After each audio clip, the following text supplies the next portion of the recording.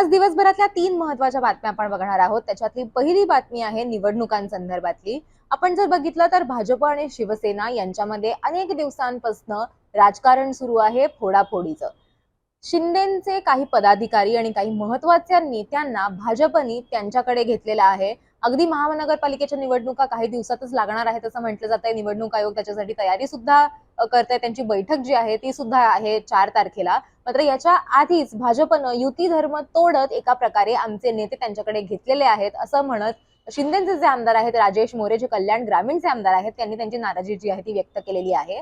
आणि कारण की त्यांचे जे जवळचे पदाधिकारी आहेत त्यांच्यासोबतच आणखीन सुद्धा कार्यकर्ते जे आहेत ते सगळे सुद्धा भाजपमध्ये गेलेले आहेत. त्याचबरोबर दुसरीकडे शिंदेच्या शिवसेनेतले अनेक नेते किंवा अनेक कार्यकर्ते जे आहेत त्यांनी ठाकरेंबरोबर जाण्याला सुद्धा पसंती दिलेली आहे. आपण जर बघितलं तर बेलापूर मधले काही पदाधिकारी आणि नेते आहेत ज्यांनी ठाकरेंच्या शिवसेनेमध्ये प्रवेश केलेला आहे. त्याच्यामुळे शिंदेची कुठेतरी कोंडी झाली आहे की काय असा प्रश्न आता उपस्थित होतोय.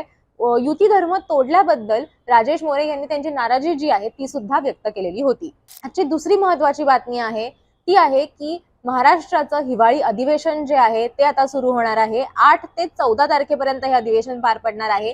13 आणि 14 हा शनिवार आणि रविवार जरी असला तरी या 2 दिवशी सुद्धा हिवाळी अधिवेशन जे आहे ते होणार आहे असं ठरलेलं आहे. मात्र हे अधिवेशन खूप कमी काळासाठी आहे. म्हणजे एकच आठवडा अधिवेशन कसं काय असू शकतं असा प्रश्न जो आहे तो आता विचारला जातोय विरोधकांकडनं की अनेक राज्यात महत्वाचे मुद्दे आहेत, अनेक प्रकरणं सध्या झालेली आहेत. मात्र हे सगळं असून सुद्धा इतक्या कमी दिवसांसाठी अधिवेशन तुम्ही कसं काय घेऊ शकता असा प्रश्न विचारण्यात आलाय. तिसरी महत्वाची बातमी आहे ती म्हणजे शीतल तेजवानी यांच्या संदर्भातली.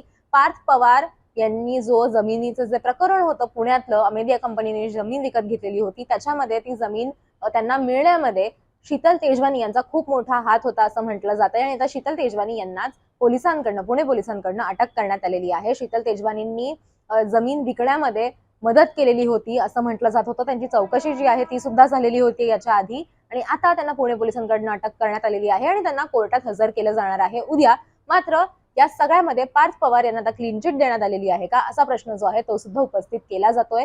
कोंढव्यातलं जमीन जे प्रकरण होतं त्या संदर्भात ही अटक करण्यात आलेली आहे. मात्र कोंढवा आणि मुंढवा या दोन्ही प्रकरणांमध्ये शीतल तेजवानी यांचा हात होता असे आरोप जे आहेत ते त्यांच्यावरती केले जात आहेत.